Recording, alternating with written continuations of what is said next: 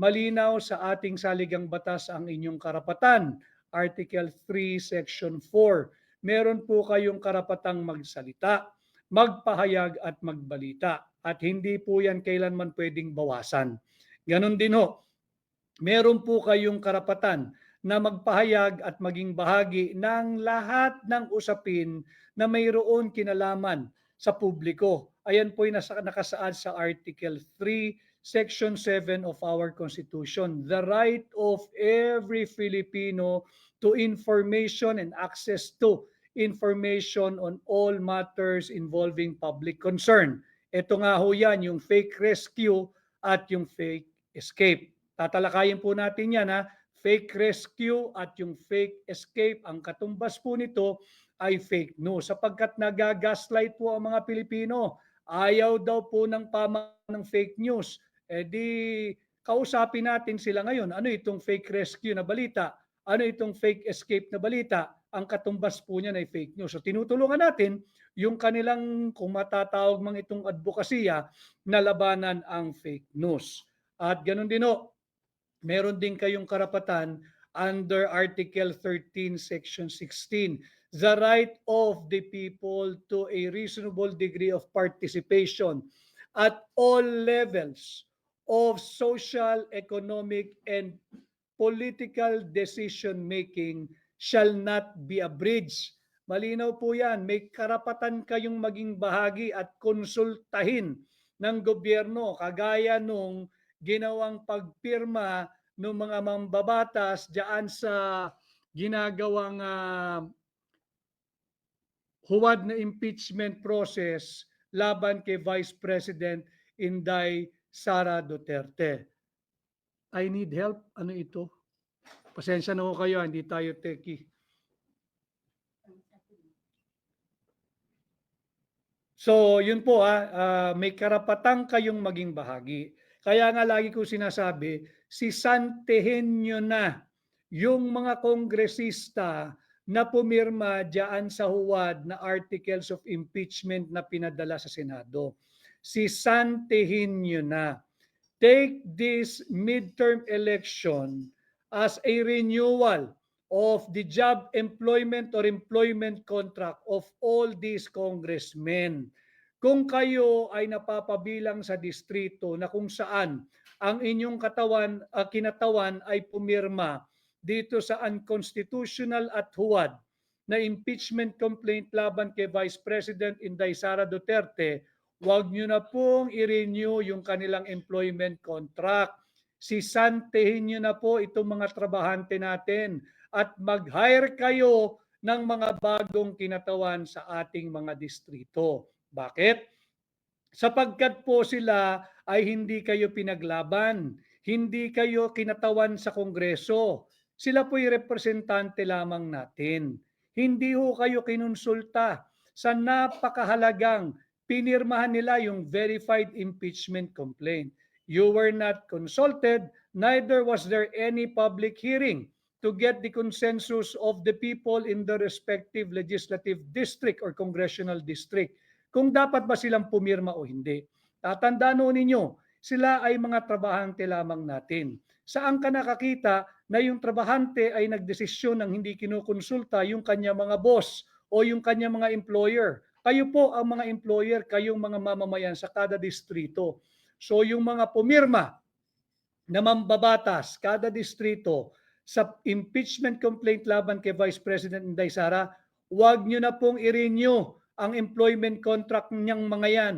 Sisantihin nyo na, maghanap na ho kayo ng kapalit at mga bagong kongresistang kakatawan sa inyong distrito. Representation sa Kongreso. Bakit tayo nagbabayad ng buwis? Tinatakot daw po sila na mawawalan ng pondo yung distrito kapag hindi sila pumirma. Maaari bang magkaroon ng ganon? Bayad lang tayo ng bayad ng buwis pero wala tayong representasyon sa Kongreso. Nakakatakot na panukala yung kanilang ginagawa. Para nilang tinutulak ang ordinaryong Pilipino na mauwi na lamang tayo na no taxes because we have no representation. Hindi ba? Tinatakot na zero budget ang mga distrito. Saan ba galing yung budget? Hindi ba sa buwis na binabayad ng kada mamamayan na napapabilang sa kada distrito ng Kongreso. So wag po tayong pumayag, sisantihin nyo na. Itong mga mambabatas na pumirma at hindi kayo pinaglaban diyan sa Kongreso, basta na lamang pumirma sa unconstitutional na impeachment complaint laban kay Vice President Inday Sara Duterte. Mamaya ho ay magpapasampa muli tayo. Idiskurso lang muna natin itong ating titulong fake rescue at fake escape sapagkat mahalaga po ito. Ang katumbas po niyan ay fake news.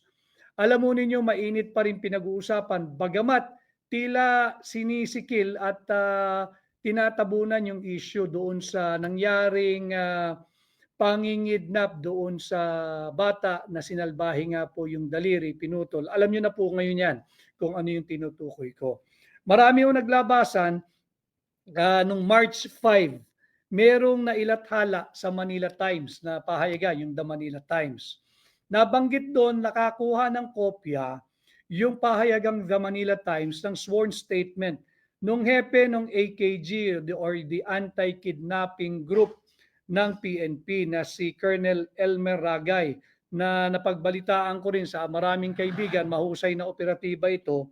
At sa kanyang sworn statement, again, according to the Manila Times report of March 5, 2025, ayon sa sworn statement ni Colonel Elmer Ragay, ay wala pong naganap na rescue. Bakit natin pinag-uusapan ito? Sapagkat wag po tayong magpapagaslight.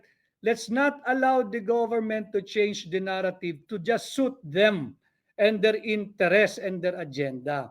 Pinalabas nila na ito'y produkto ng isang hot pursuit operation. Matatandaan nyo? Hot pursuit na matutumbok na raw kasi di umano yung mga kidnappers kaya naobliga sila, napilitan sila, napuwersa silang bitawan yung batang kinidnap. Kaya nagtakbuhan pero magkatangi-tangi. Alam nung unang press release, 22 suspects, 22 kidnappers. And when was this? At sinabi nila hot pursuit, malapit na raw nilang matumbok, ilang linggo na ho ang nakakalipas. Kahit isa doon sa 22 na kanilang na-identify yung numero, 22 kidnappers. Hanggang ngayon, ni isa walang maipresenta. Hanggang ngayon, produkto daw kasi ng isang hot pursuit operation yung pagkaka-recover o rescue sa bata, ay kaya raw po napilitan bitawan ng mga kidnappers kasi masusukol na raw po yung 22 kidnappers. Hanggang ngayon wala. Yun pala is inilathala ng pahayagang The Manila Times, walang rescue naganap. At ang ito ay ayon sa sworn statement ng mismong hepe ng anti-kidnapping group ng PNP na si Colonel Elmer Ragay. Sinabi niya sa kanyang sworn statement doon sa report ng The Manila Times, walang nangyaring rescue at yung bata ay was dropped off by his captors. Sadyang binitawan, iniwan sa labas ng bahay at ito ay nakakabahala. Dahil bakit kinakailangang maglabas ng isang fake news ang PNP at ang DILG na nagkaroon ng rescue kung yung mismong hepe ng anti-kidnapping group ng PNP ang nagsasabing walang rescue.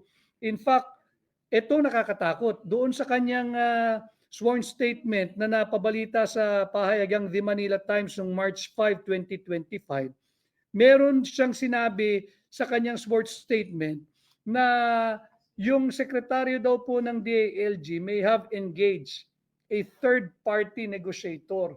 Hindi ko po sabi ito po yung sinasabi ng balitang ng pahayagang The Manila Times na ayon sa kanila ay nakakuha sila at may hawak silang sworn statement ng mismong direktor o hepe ng anti-kidnapping group. Pag-usapan nun natin ito dahil sinasabi nga ng gobyerno, labanan daw ang fake news. O dilabanan natin ngayon, pag-usapan natin itong fake rescue. Kung mismo yung hepe ng anti-kidnapping group na ang nagsasabing walang rescue na ganap at tila mayroong third-party negotiation na naganap, di walang rescue.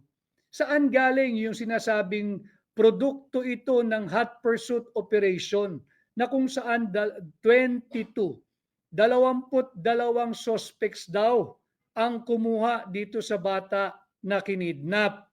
Kung 22, alam mo yung dami nila, 22 at produkto ng hot pursuit operation, makaraan ng ilan? 2 linggo na, magdadalawang linggo, ni isang suspect, wala hong napapabalita, walang identity, walang na-identify, walang nahuli. Akala ho ba natin, ang ibinalita sa atin, produkto ito ng hot pursuit operation, kaya binitawan yung bata. Huwag po nating isang tabi ito sapagkat nakakagulantang ang balitang ito. Bukod sa may batang kinidnap, nagtutulak po ng peking balita.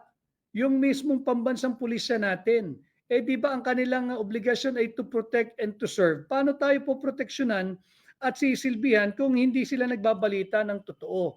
At ito nga po yung nailathala sa pahayagang The Manila Times dated March 5, 2025. Sa mga nagtatanong, ano naman po yung fake escape? Ito po yan. Nagpadala sa akin yung ilan sa mga volunteers ho natin. Meron hong isang post sa kanyang page, itong si Rudy Sim.